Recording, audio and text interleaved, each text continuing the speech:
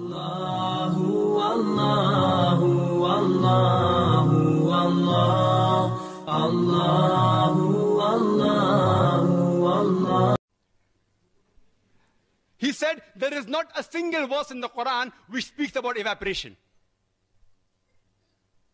Quran says in Surah Tariq, chapter number 86, verse number 11, Rajus Sama, that by the capacity of the heavens to return.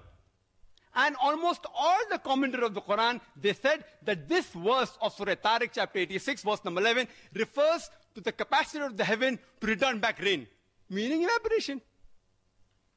Dr. William Campbell, who knows Arabic, may say, why didn't Allah subhanahu wa ta'ala specifically mention was samai zatil matar, meaning the capacity of the heaven to return back rain? Why did Allah mention specifically? Now we have come to know why didn't Allah do that in His divine wisdom. Because today we have come to know that besides the ozonosphere, the layer above the earth, besides returning back rain, it even returns back other beneficial matter and energy of the earth which is required by the human beings.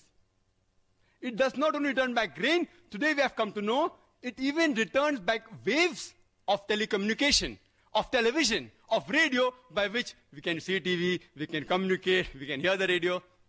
And besides that, it even returns back the harmful rays of the outer space, back on the other side, and absorbs. For example, the sunlight, the ultraviolet rays of the sunlight is absorbed by the ionosphere. If this was not done, life on the earth would have ceased to exist. So Allah subhanahu wa ta'ala is far superior and far more accurate when it says, Raja Sama, by the capacity of the heaven to return. And the remaining things, as he mentioned, is there in the Quran. You can refer to my video cassette. The Quran described the water cycle in great detail. Regarding what he said about the Bible, he showed stage 1 and stage 3 in the first slide. And the second, stage 1, 3, and then 2. That the rainwater is taken up, he says, and then the rainwater comes down on the earth. This is the philosophy of Phase of Miletus in 7th century BC. He thought that the spray of the ocean was picked up by the wind and fell into the interior as rain. There's no cloud mentioned there. In the second quotation Dr. William Campbell gave, first is, according to him, evaporation, which we agree, we don't mind having the concordance approach with the Bible. Then rain falls down, and then other clouds formed. That is not the complete water cycle. Alhamdulillah, the Quran describes the water cycle in great detail, in several places.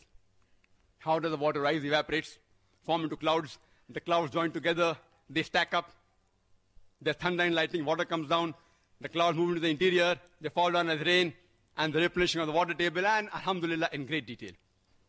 The Quran speaks about the water cycle in great detail in several places. In Surah Nur, chapter number 24, verse number 43. In Surah Rum, chapter number 30, verse 48. In Surah Az-Zumar, chapter 39, verse 21. In Surah Mu'minun, chapter 23, verse number 18. In Surah Rum, chapter number 30, verse number 24. In Surah Al-Hijr, chapter 15, verse number 22. In Surah Araf, chapter number 7, verse number 57. In Surah Ra'd, chapter number 13, verse number 17. In Surah Furqan, chapter 25, verse number 40 and 49.